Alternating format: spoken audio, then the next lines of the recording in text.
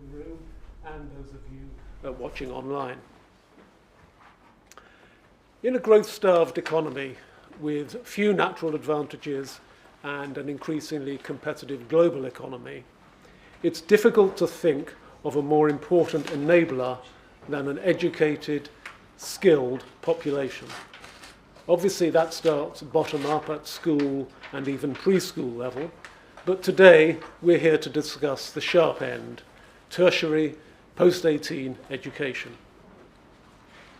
In the foreword to the review of post-18 education and funding for the May government, I wrote that this is a story of both care and neglect, depending on whether students are amongst the 50% of young people who participate in higher education or the rest. What I had in mind was the 5-to-1 imbalance in public spending on the former compared to the latter. Some estimates would put it even higher than that. I described addressing this disparity as a matter of fairness and equity, capable of bringing considerable social and economic benefits to individuals and the country at large. That remains my view. Although there's been some progress since then, I'm thinking of the partial refunding of FE, the Skills and Lifelong Learning Acts, better public awareness of technical and vocational education, and pioneering collaboration between some higher and further education institutions, including Durham University, who are kindly supporting the event today, there are still two distinct systems with separate funding and incentives. These incentives bake in institutional prejudices in favour of recruiting students into higher education and make running an FE college a labour of love. Building on the modest reforms that have already taken place requires, to quote our title today, a full tertiary funding system. And that is the subject of today's event. To help us, we have a very distinguished panel. Paul Blomfield MP, Chair of the All-Party Parliamentary Group for Students. David Hughes, Chief Executive of the Association of Colleges. Dr. Shaid Mahmood, Pro-Vice-Chancellor at Durham University. Professor Sandra McNally, Director of the Centre for Vocational Education at the University of Surrey, and Iain Mansfield, Director of Research and Head of Education here at Policy Exchange. The plan is that each panellist will speak for 5 minutes. We'll then have questions and finish at 1 o'clock sharp. To begin with, Paul, over to you.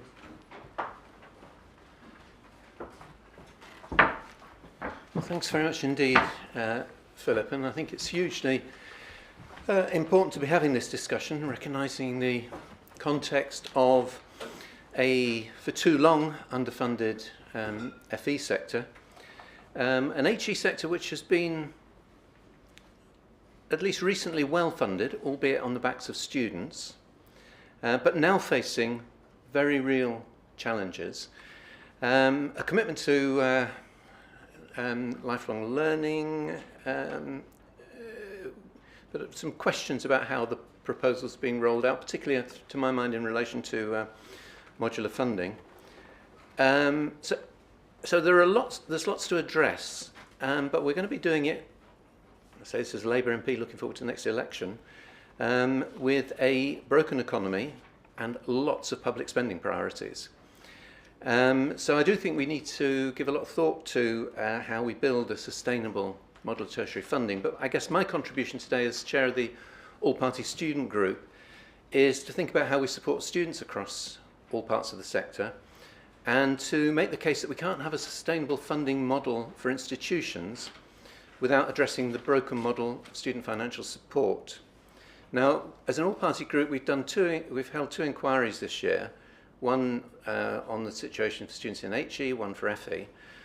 On HE, we confronted the way in which the falling value of student loans had been putting a strain on students' finances since before the more recent financial pressures, but how those have been accentuated. That we've got a rapid decreasing value of student loans, that the average loan fell short of monthly living costs by about £439 last year, according to say the student, that rents are rising fast to the point that the average student rent now eats up almost all the average student loan. According to the IFS, that the inflation forecast errors mean that the real value of maintenance loans is at its lowest level for 7 years, and that the impacts felt worse by the students from poorest households. Far fewer students are getting the maximum loan because of the frozen parental earnings threshold. Scrapping maintenance grants has hit students from the poorest backgrounds hardest, and as a consequence, the ONS found that 60% of students saying the loan doesn't cover their living costs, 46% reporting mental health difficulties as a result, students reporting to us in our inquiry difficulties getting into university because of transport costs, many eating less, skipping meals, cutting down on heating. And one of the things that really struck out for us for our inquiry was that almost 40% of students were saying that they were working extra hours in paid employment. The Sutton Trust said that half of undergraduates had reported in surveys they'd done missing classes due to paid work, a quarter missed a deadline or asked for an extension to earn money. We heard also from students missing out on extracurricular activities because they were spending so much time working, and that's not an add-on extra. The skills set that you get from extracurricular activities is often gives you the critical edge in the graduate jobs market. One Russell Group university reported to us 15% of its students working 36 to 50 hours a week, while the university was recommending that it shouldn't be more than 15. Our recommendations out of that report were that we need to increase student maintenance loans to restore the real value of support, maintain that value by uprating it properly in line with the system that we have for uprating benefits. Some debates going on there, but as a benchmark. Reintroducing means-tested maintenance grants, as Philip recommended. Increasing the lower household income threshold for the maximum loan to reflect the change in average earnings. And from the point it was frozen, average earnings were 25,000 and now they're 33,000, so it gives an sort of suggestion of the gap. For students in FE, in our separate report, and we work closely with David and his colleagues at the AOC, there were many similar issues, but some important differences. Obviously, financial support for FE students has been reduced in important ways. It's now, 11 years since education maintenance allowances were replaced by the 16 to 19 bursary fund, the value of which is about a third of the system it replaced. And it targets a much smaller group of people. FE students reported in a similar way to HE students to us the difficulty they were facing with transport, rent, bills. Many students told us they were receiving bursary support to cover their bus fares, simply to get to college, and for placement travel costs. And almost a half of those in paid employment had increased their hours, affecting coursework and classes, just like in HE, and having a negative impact on mental health. The big difference between FE and HE students was that a significant number of those in FE who were telling us they'd increased paid employment were doing so not just to support themselves, but to support their families. And the AOC told us that bursaries and hardship funds are becoming an essential item for family budgets. So, for example, students will walk several miles to college so that they can give their transport bursary to their family for food and energy costs. Students on apprenticeship placements earning the apprenticeship minimum wage of $5.28 an hour, not eligible for bursaries for that additional support because of government rules in relation to being apprentices. Colleges reported that students on apprenticeships usually travelled further than others to reach their placement programmes, and they're struggling to afford that travel, and consequently were leaving apprenticeships to take better paid jobs, but which will give them less career opportunities going forward. So our recommendations in FE were about providing additional funding to FE to increase bursaries, target those most in need, reviewing the mandated eligibility criteria for bursary funds so that colleges have more flexibility to determine the students who are eligible and the support that's needed, extending free school meal eligibility, increasing the free meal rate from $2.41 so that colleges can provide more effective subsistence support, Introducing free or subsidised travel for 16 to 19-year-olds in FE or training, and increasing the apprenticeship minimum wage, but also enabling providers to use bursary funds to support apprentices. That's a quick overview, so I'll conclude on my opening point, that unless we address student financial support as part of the debate about tertiary funding, it's not only going to be bad for students, but it's bad for institutions. There will be an impact on recruitment and retention. I think in higher education the jury's out, but UCAS this year are reporting applications down slightly. Attrition rates are a concern, and many universities have had to intervene to retain with targeted programs to retain students. In UK postgraduate taught programs, numbers are down dramatically, impacting the financial viability of some universities. But more important to me is the impact across FE and HE not more important, as important, is the impact across HE and FE of extra paid work. Clearly those who are reliant on their earnings from those additional paid employment are more likely to be, and are evidently more from, poorer families. So it's their academic performance that's affected. It's their chance to build the skills that they can gain through extracurricular activities and get the better jobs. And so failure to address the crisis within the student funding system will negate all of the attempts of successive governments to widen participation and to improve outcomes for everybody. So despite my opening remark about caution on the economic situation, I do think we need to talk about the sort of interventions that can make funding for students sustainable and fair across tertiary education.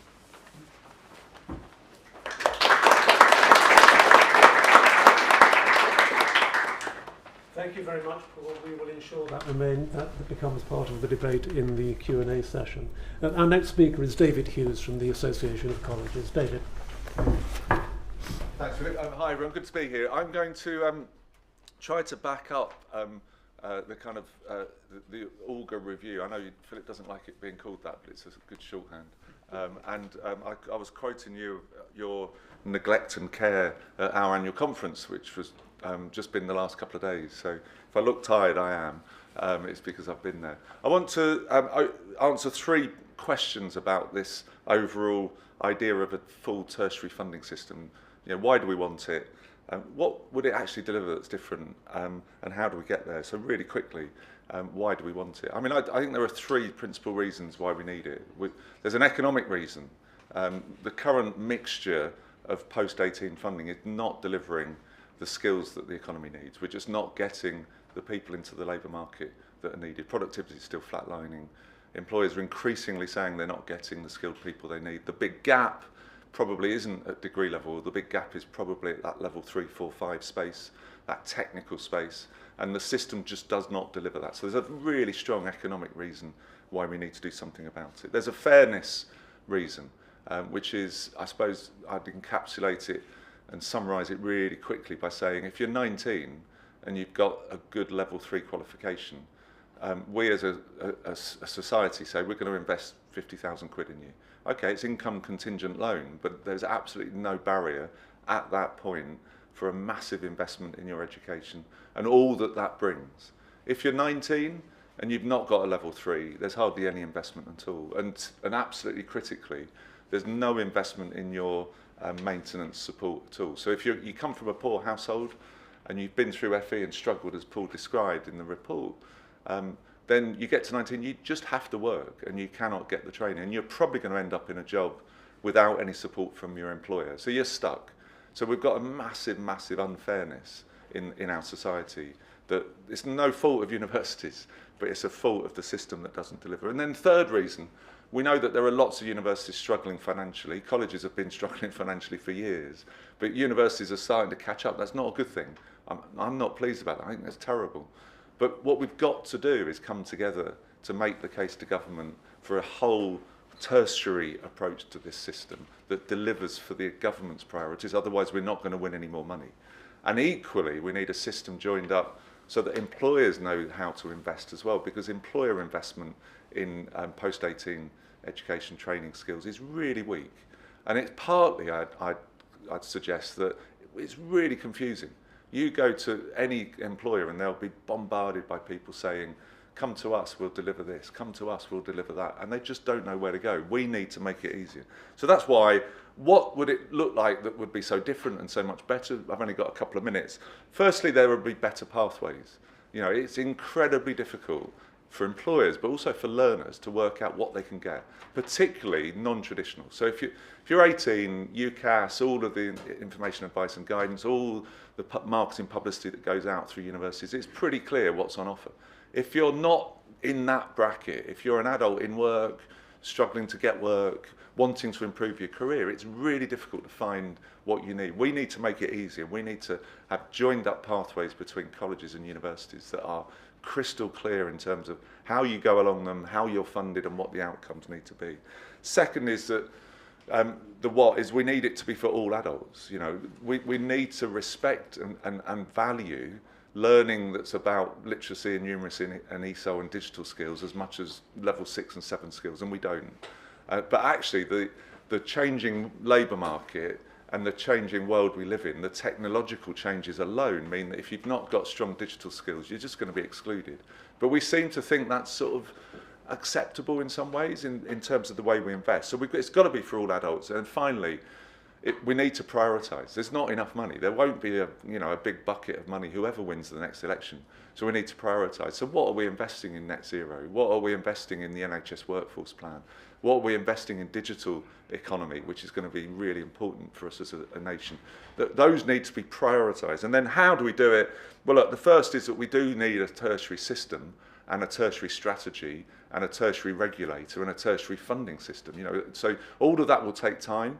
It's great to see Wales already on that path, and you know, in April next year there will be a tertiary regulator and funder. It's not going to be easy. I was talking to Simon who runs it. You know, that will take time, but we need to follow and we need to learn from that. That then would help colleges and universities to really understand their distinct missions and their mutually supportive missions and their mutually respected missions, rather than just fighting and competing all the time. Because I don't think they need to fight. I don't think there is competition for the sorts of things that need to be done differently. There might be competition on the edges, but we need to focus on the mutuality. And then we need long-term plans that are stable between colleges and universities so that they can trust each other for the long term to invest, to make the partnerships work for employers, for communities, and really importantly, for every single adult across the whole of society. Thank you.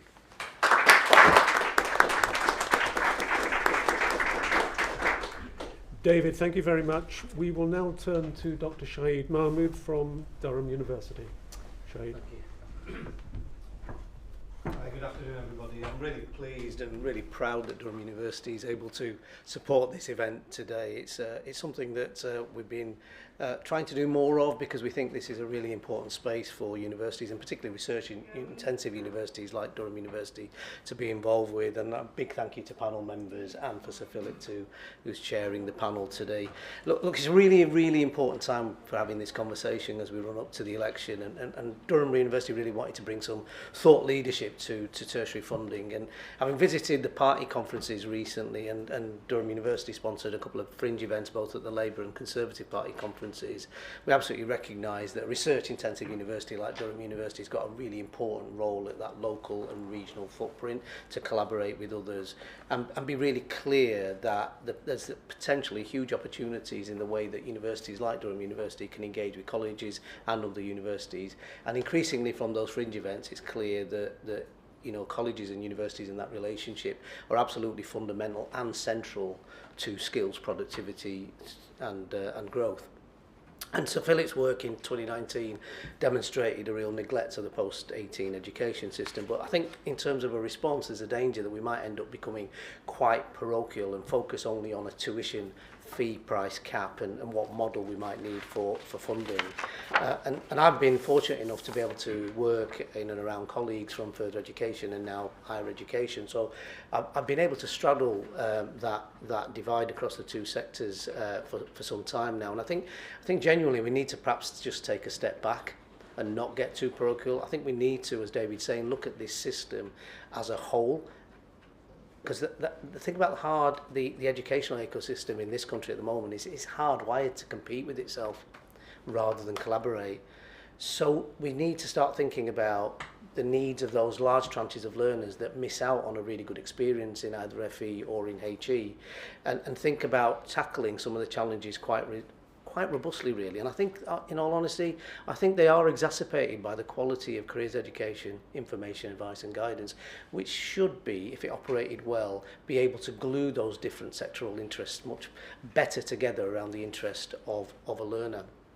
So can we look at models that at very local or regional level encourage further education and higher education to work together, for example, around the objectives of the LSIPs, to maybe co-collaborate on challenges around social inclusion and economic regeneration, and maybe even the practicalities of actually landing a lifelong learning entitlement in our local areas, or should that be long life entitlement? I think we might be saying, for those of us approaching a certain age, we'd like to maybe do some things beyond a certain age limit if we could.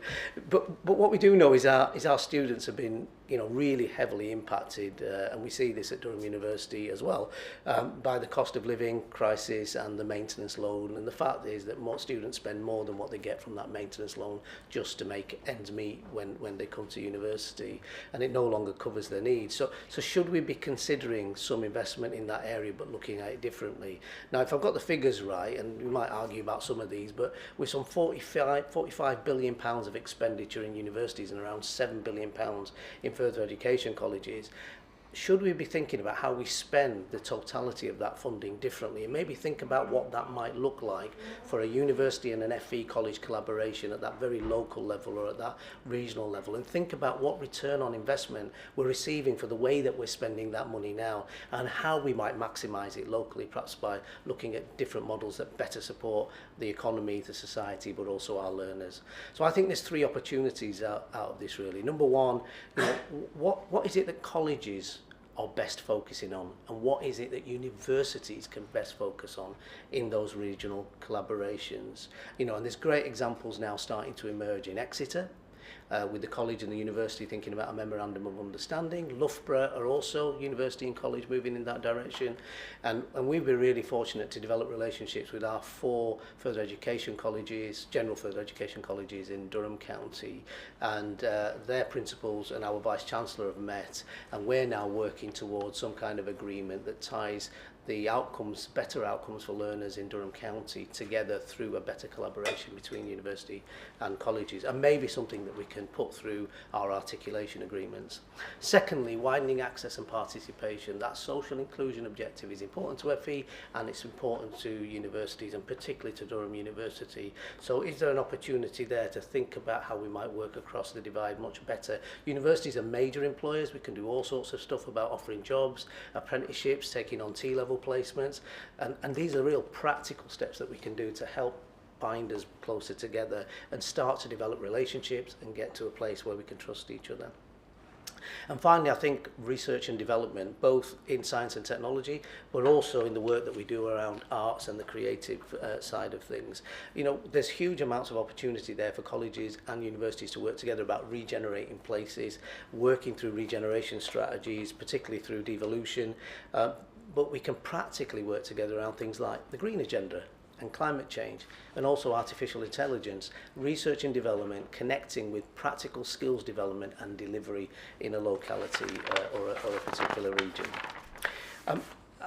Obviously, policy intervention is important. David was saying earlier on, there's not going to be a lot of money around, so we want to make sure that whatever we do together, that we get value for money from it. But policy intervention is incredibly important. And again, as we lead up to the election, is a huge opportunity for further education, higher education, to start thinking about those collaborations and how they might start to influence the development of policy at government level, no matter who gets there at the end of the day.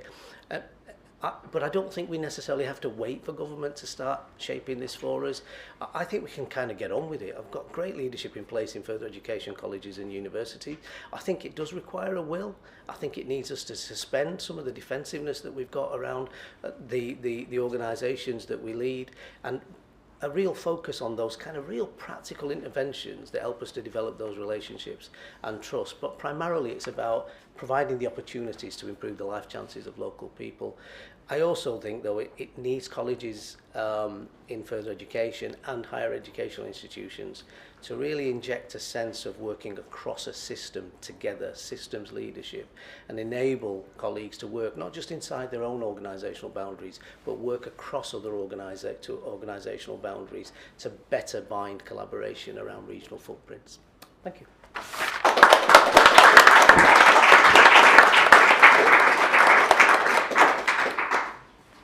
Thank you. I'm sure we'll be returning to some of those ideas very shortly. Our next speaker is a real expert in this field, Professor McNally.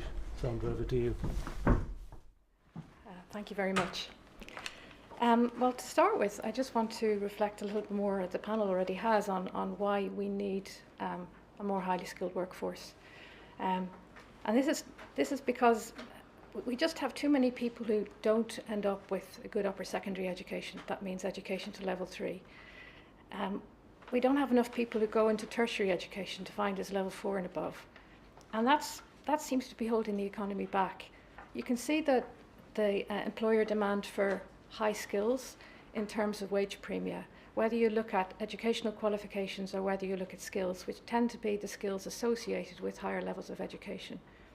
We have Economy 2030 reports you may have seen. If you look at the Resolution Foundation website, there's been 3 reports in the last couple of weeks that deal with these issues, and which I will reflect in some of the things I'm going to say. So we really need more people to have more high skills in the UK. And some of the productivity is certainly one of the issues. Also, the transition to net zero, to a decarbonised economy, which requires higher levels of skills.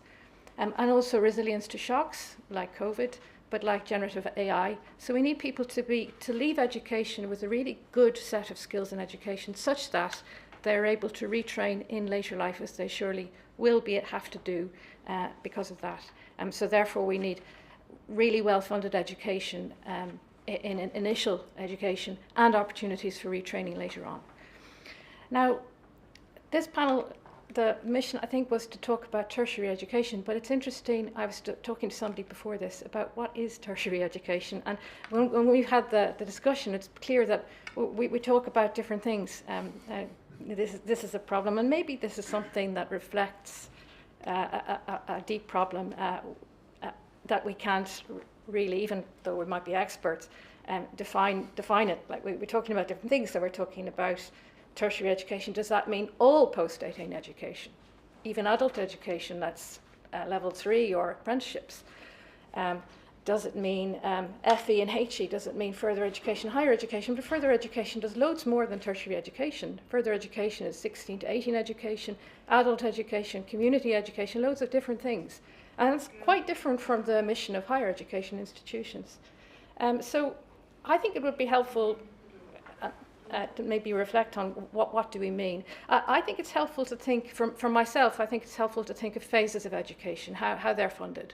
And also they interrelate to each other. So although we might talk about tertiary education, we have to think about what comes before tertiary education as well. So if we want to, I mean, really, school education these days in most developed countries is up to age 18, not up to age 16, and it's supposed to be up to age 18 here, even though there's quite a lot of dropout at age 17. Now, our funding for 16 to 18 education is terrible, terribly low, and that we don't have enough guided teaching, contact time with students. Already in further education, people are doing a lot of part-time work, and they're not actually in the classroom learning. And really, to facilitate that, you need to have more funding. And the Prime Minister talked about broadening the curriculum a few weeks ago, and that is something that is, I think, very important, and something that we should really have a debate about, because it is true that the UK system does encourage specialisation at a very early age, and there is a question, if we expect people to be in publicly funded full-time education up to 18, is that appropriate for the labour market that we're in, for the circumstances that we're in? You know, things like the pupil premium not being extended to 16 to 18 education is important. One of the reasons we don't have enough people going to tertiary education is because they're not prepared for it. So by the time they get to age 18, they don't have a level 3 qualification, which is pretty basic. It's an upper secondary qualification. And we need more of our people to get to that level at age 18, roughly that time, which means putting in funding before that time, actually, not just when they get there. Of course, there will always be people who, for whatever reason, have some difficulties and they need support too. But we should have more people at that level, at that age.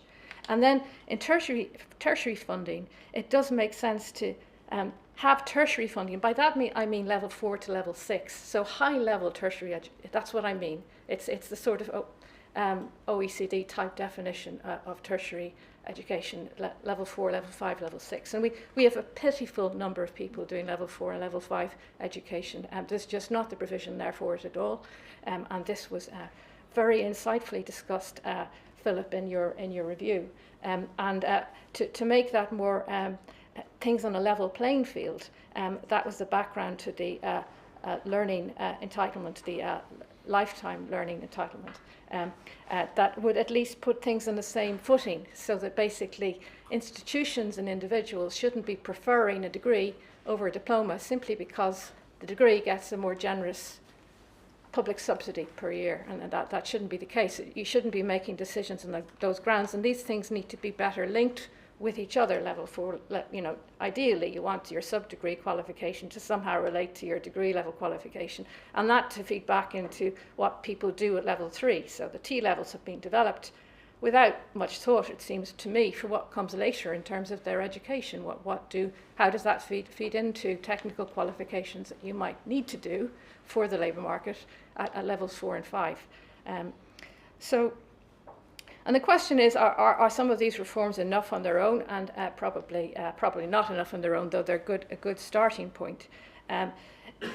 Of course, we're not alone in facing these challenges. These challenges are across countries, and some similar debates are happening across countries as well. And really, if you want more of your people entering into tertiary education, you have to have a bit more variety about what's included in tertiary education. You also need to have more vocational higher education, more vocational, and that looks a bit different in different countries. So what would it take to make this happen here? Of the Resolution Foundation reports published last week, there was a very good one by David Willits, who had quite useful things to say in this area. So I'm going to steal from some of his ideas on this. He discussed funding pots that institutions, FE and HE institutions might bid for, to put on new sub-degree qualifications. Because the thing is, if you want to put in have a brand new area that's important and for your area, you need the capital costs. It's quite difficult to put on a new course. You need to have the right teaching, the right teachers, and all of that's very complicated. So it's probably not enough to simply have the right incentives in place. You probably need to provide some startup kind of costs as well. And then the other thing to do, I think, and that it's very important it comes across in David Willits' report, is to think about how apprenticeships at higher and degree level are funded. These things are very good, but they're going to older workers, they're going to people already employed in firms, people over the age of 25 who are already well qualified, many of them. They're older, and they're certainly not from disadvantaged backgrounds. A disadvantaged person is more likely to get into university to do a traditional degree than they are to get a degree apprenticeship. So they are not fulfilling the thing that many people think they're fulfilling. But having said that, they are a good idea in principle, but the way they're being funded, they're taking money out of the apprenticeship levy, meaning there isn't much left for level 2 and level 3. And they're also meaning that many older people are getting the advantage of this, and not younger people who really apprenticeships should be primarily for. So David's suggestion was to take the apprenticeship levy funding out of the apprenticeship levy, and basically, if people want to do a degree apprenticeship, let them get it funded in the way that all degrees get funded, instead of taking it away from other things that really the apprenticeship levy should be spent on. So, final thought, from a university, I can't leave without saying something about student maintenance and university fees. because it affects my colleagues and my students. That the average university maintenance is now only covering the average accommodation cost, and that's of course not great for students. It's not great for lecturers. I mean, I've been wondering, why are so few students actually attending my lectures? It might be the availability of the new technology, but I suspect some of them are actually working. Now, there is no point in going to all this trouble and all this money to get people to tertiary education if when they get there, they can't show up because they can't afford to live. So that's something that really needs to be addressed, and it's very hard to see how it can be addressed without increasing student fees as well, because it isn't right that universities have to accommodate more and more people while their main source of income is frozen in real terms for years, and their costs are increasing like everyone else's. This is impacting on the staff who work in the universities and on the students themselves. So I do think that those difficult conversations need to be had. I'll stop there.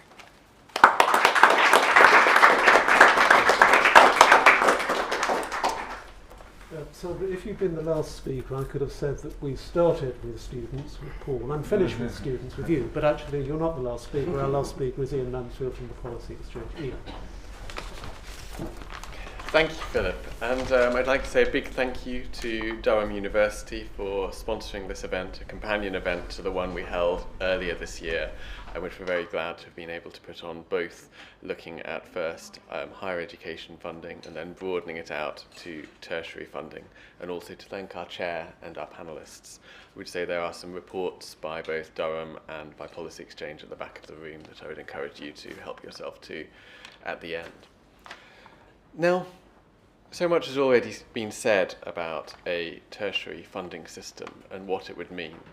But I'd like to start by taking a student-focused approach. And I think what we would all want is that a student, a prospective student, whether they're 18 or whether they are someone later in life, should be able to do the course that's best for them, whether that's at a university, a college, or an apprenticeship. And they should be able to have confidence that that course will be available, it will be appropriately funded, it will be high quality, and that they will have the maintenance support that they need to be able to do it. And that would be the basis of a genuine tertiary system, a level playing field, in other words. But right now, and we've heard a lot about this, we very clearly don't have a level playing field. We have higher and further education systems and courses funded separately, often according to historical accidents of whether something is classified as further or higher education. We have colleges which have seen their funding squeezed since around 2002 for the last 2 decades, going down, albeit with a slight uptick in 2019 onwards. And we have universities where funding has sort of swung from surfeit to famine and back again. We're currently heading more towards the famine end of that period, but often without reference to what is happening in other parts of the tertiary system. And I'd just like to pick up on an oddity here. For in further education, there have been traditionally, and there still are today, a higher proportion of people from disadvantaged backgrounds. And yet we systematically fund further education at a lower rate than higher education. So we're funding the poorest and most disadvantaged people the least. I mean, that can't be right. It's not what we do in schools, where we have the pupil premium, and that can't be right for social mobility. And of course, it's not just funding. We've talked about maintenance, and actually you can get a much larger maintenance loan, although it is absolutely has shrunk in recent years, to do a university course than you can do to do many courses at colleges. And that might tilt many people into making a choice which is not right for them. And of course then there are the others who even that maintenance loan is not sufficient for, and so maybe have to enter the workforce straight away. We have caps on college courses and we have uncapped university courses. We have regulatory systems which differ wildly, and one thing I would particularly single out is that colleges are so much more restricted in what they can spend their money on, with little pots earmarked for particular things, which makes it very hard to make long-term strategies and to really build up provision in areas which you know is going to be needed in 3, 5, 10 years' time. You'll notice I very deliberately not mentioned prestige here, or parity of esteem. I tend to think that these are red herrings. And I'm going to paraphrase, I hope not too badly mangling, something which our chair said to me once, which is that if you get the funding system and the incentives right, then the rest will follow. And that's what we should be focusing on, not talking about esteem. We have had some progress in recent years. I think the lifelong learning entitlement, which I was very pleased to work on when I was in government, is a really important step in the right direction. Though it's currently constituted, it should be seen as a first step, a building block, not the end goal, but it is certainly an important signal of intent, and it will make an important difference in some areas.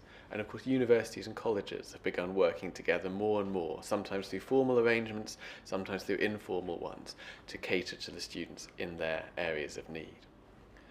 So if we were looking at a proper, coherent tertiary funding system, we would need three things.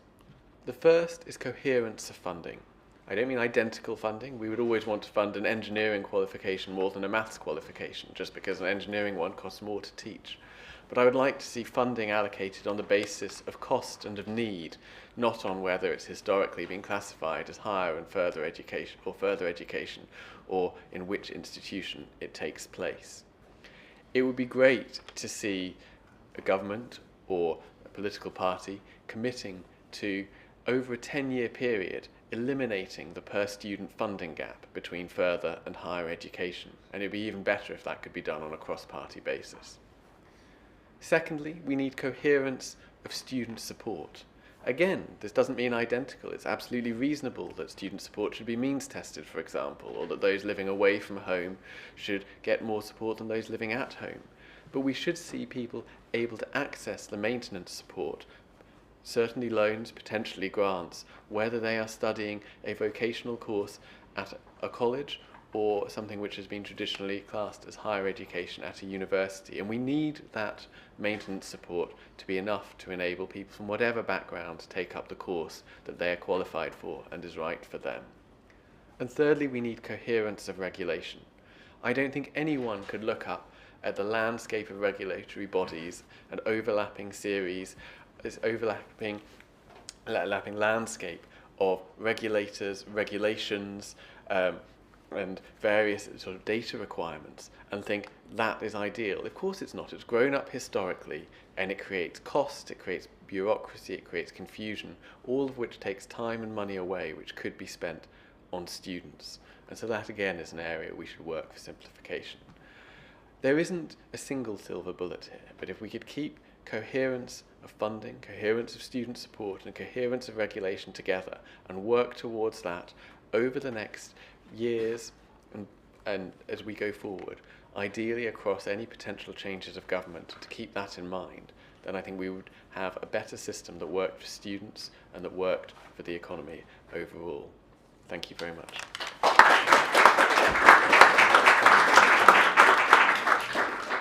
Iain, thank you very much, and thank you for all of our speakers. We have a short period, if we're to stick to the time, 13 minutes for questions, and I want to give members of the audience and those both here and online time to frame their question. While they do, let me just put one question to the panel in general. You've analysed the problem very clearly, both at the student and the institutional and the economic level. You've set out the barriers, the fragmentation, the restrictions, the lack of funding. And several of you have mentioned lifelong learning. Do you think that the lifelong learning entitlement, if you think creatively and constructively about it, is that the basis of a single unified tertiary system that reaches across both parts of the universe? Would anyone like to have a go at that? David, look. Yeah, I think it's, Iain got it right. I think it's part of the solution, but I don't think it's sufficient. It's great to be able to provide, you know, a much more flexible system at level 4, 5 and 6 with the maintenance support. I think that's great. But what about, you know, Sandra's point, there aren't enough people at level 3. What do you do if you're an adult in a, you know, a dead-end job with poor pay, with no prospects, precarious, if you want to get a level 3 to be able to benefit from the lifelong learning entitlement? It's absolutely, I mean, not absolutely, it's almost impossible. So we need to do more to extend down into that group, I think. You would agree with that, I imagine, Sandra? Yeah, I mean, definitely. I think the lifelong learning entitlement is a great thing, but I think most people would probably access that when they're quite young. And that would make sense. It makes sense. Most degree, many qualifications, you have to do consecutively. It's no good coming in and out. There's some people for whom it does make sense to come in and out, but then that leaves you up to maybe 25 or so. And what about the rest of your career? What about people retraining later? There has to be something for them too. And very often the kind of training people need to do then is different from the kind of training they needed to do at the beginning. So I think you need different mechanisms for that. Some of them will be employment-based training. Some of them will be college-based training. I think there are other types of incentives one could look at, like individual learning accounts. Again, some countries do it. I know we have scarred by past experience, but those sorts of things need to be looked at, I think, again, and tax incentives as well. Firms have incentives to invest in R&D. They don't have the same incentives to invest in their people. So I think some things like that. Would anyone else like to come in on that before I turn to questions? Shaid. We've got a little bit more understand when I looked at an email this morning about Robert Halpton's speech in terms of some of the detail, but I think we probably need a lot more detail to actually know in practice how it's going to work. There are some disconnects in the system, aren't there? So, depending, flexibility has costs too. So how does that get hardwired into an arrangement where somebody, at whatever age, wants to move from one course to another at different points in their life? And because that real enrolment costs. So in flexibility is a good thing, but in practice might not be quite as good. And then in terms of sort of CPD for people in work, there's a danger, it's sort of the unintended consequences, but there could be a danger that the costs shift from the employer to train people onto the individual, and actually that could be dangerous too. And the final point around the apprenticeship levy, I do think we need to think about how we reimagine the use of the apprenticeship levy going forward. I'm going to turn to Louise Somerville in a moment, who has a question online. Anyone else from the panel want to pick up on the lifelong learning? I think it has the potential, because it kind of reframes the system to a degree, but it depends on how the sectors respond. I mean, I'm old enough to remember when we reorganised university timetables to move to semesterised, modularised structures, and the idea of that was that it would give people the opportunity to develop personally focused programmes, shifting between faculties and institutions and at different stages of their lives. And we put enormous effort into it, and long debates about long thin modules or short fat modules. And in the end, it didn't make a great deal of difference, because people still went for conventional options. So I think that it's the other thinking outside of that will be transformative. I think that's a really good point, and I mean, I would push back a bit to the sector if I can, that I think you have got something that's potentially there, and it's actually up to the sector to reach out and get it. It's no use just asking for money. You've got to get out there and do it with punch. So questions are online. First of all, Louise Somerville. Louise, can we have your question, please?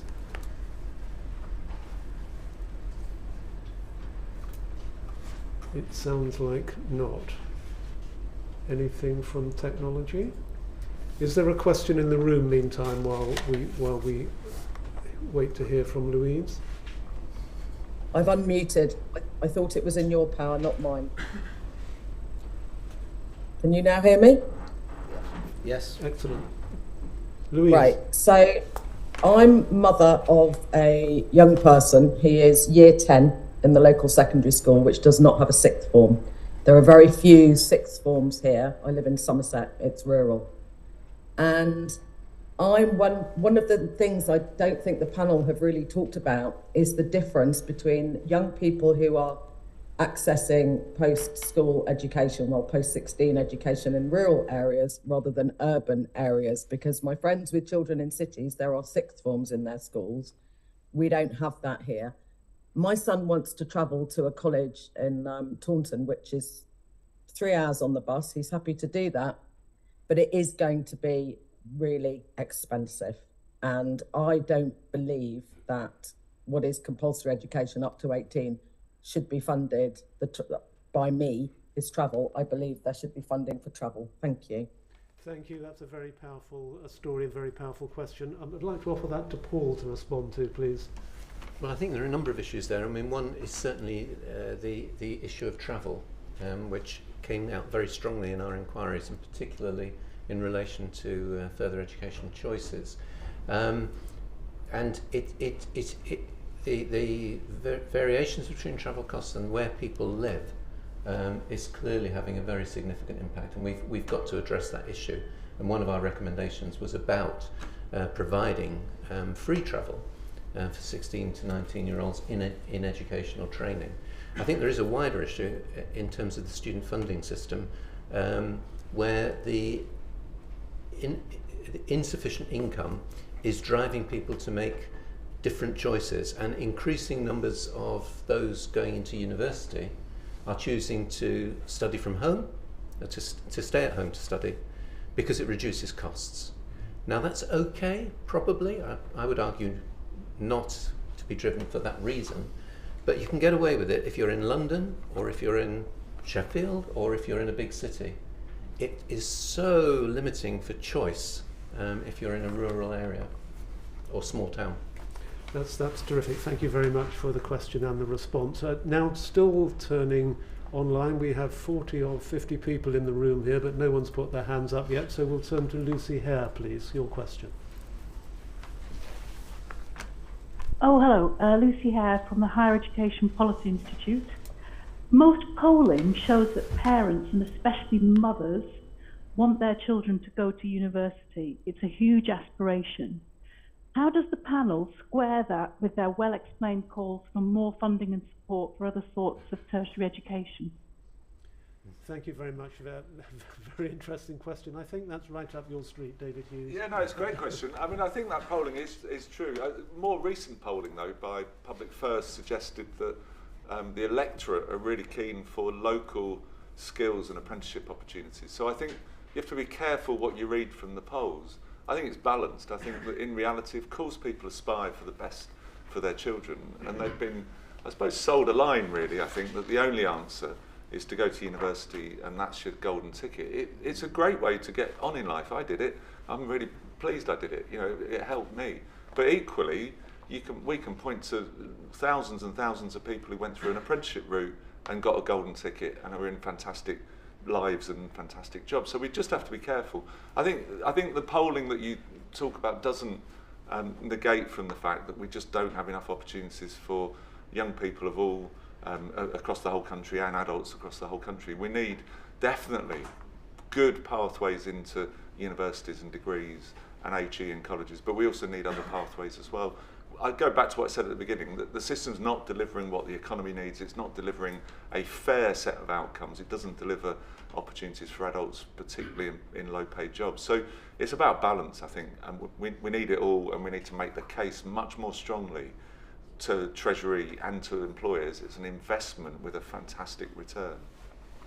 Shaid, do you see both sides of this? I do, really, and just from personal experience, you know, having 3 children, 2 who went very academic, great grades at A-level, and went on to get great degrees and have got great careers, and a younger son who really didn't find school particularly appetising, wasn't his way of learning, and really struggled when he went into sixth form and actually dropped out and ended up in a further education college, which then turned his life around.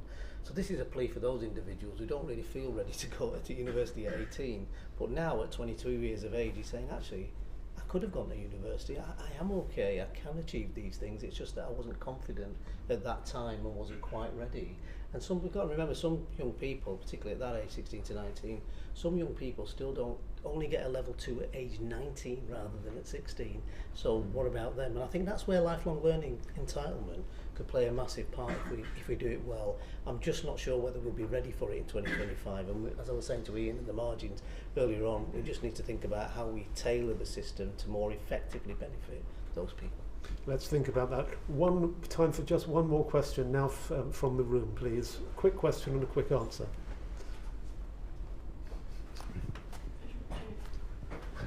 I'm sorry, it's this gentleman here. Thank you. Hi, it's okay. Go ahead. Yeah, Josh Freeman, also from the Higher Education Policy Institute, so we've got all bases covered today. I wanted to pick up on a couple of things that David said about how universities don't have a need to compete with, the sectors don't have a need to compete with each other, the university sector and the further education sector, but also that there will be a need to prioritise limited funding. And I wonder that if universities do have a sort of comparatively fortunate settlement, even if that has its own issues, then how do we persuade universities in the higher education sector to potentially advocate for a new settlement that may be less advantageous? Thank you. While we think about that, just pass the microphone along to this. Would you raise your hand again? A very quick question from you. Should I quickly? Yeah, I think that leaders of both colleges and universities should be true to the mission of their institutions. It sounds a bit moral high groundish, but I think they should. And I think if they look at the mission of universities and colleges, it is about providing much more than a narrow set of opportunities for a narrow cohort. It is about the economy, it is about the community, it is about the place they operate in, as well as the nation and the globe. And I think the work that Shaid is doing at Durham is about County Durham. It doesn't take away from the global position of Durham University. So I think you've got to start there. You then have to start talking about my point that we're not getting to Treasury at the moment, either the university or the college sector, and getting the investment. I mean, maybe I should qualify that. The college sector is doing better at getting money out of Treasury at the moment because we're trying to deliver their agenda.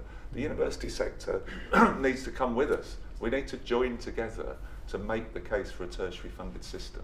And we need to do the same with employers. Employers invest so little in our economy compared to every other OECD country. We need to do better to get that investment as well. So the cake could be bigger if we work together. And prioritising is about delivering real outcomes quickly that are absolutely necessary for the labour market. Lovely. Last question, quick one if you wouldn't mind. Sure. Thank you. My question is relatively straightforward to the panel. What's the panel's perspective on the funding and defunding of alternate qualifications like the BTECs? Can we give that? I'd like to give that one to Iain, if you wouldn't mind. Are you happy to do that, Iain? Yes, certainly. So I think you need to just think quite carefully about what you're defunding and how. So I think it's right that the government should be going through a system of qualifications review. I think there were too many overlapping and competing qualifications out there, and I think there were qualifications which did not lend themselves to high quality onwards, and I think actually that can take advantage of students because you have many which look the same, they all sound very, very similar. There's a stat that there were over 30 different plumbing qualifications at one point, for example, and which one will serve? But the things I would say is that you need to make sure that you're keeping enough qualifications to suit everyone at different stages. You need to make sure that that if you are bringing in other qualifications, then you are giving them the full support that is needed so that they will be there to replace any qualifications that you are taking out. So it's an area where I would say each step should be taken very carefully and considering what has been the implications of the previous steps and tranches of defunding that you've done. Thank you very much indeed. We need to wrap up there, but I'd like to wrap up with thanks to Durham University, thanks to Policy Exchange, thanks to all of our panellists, thanks to all of you in the room and online for making for a very stimulating session with lots for us to take forward. Thank you very much indeed.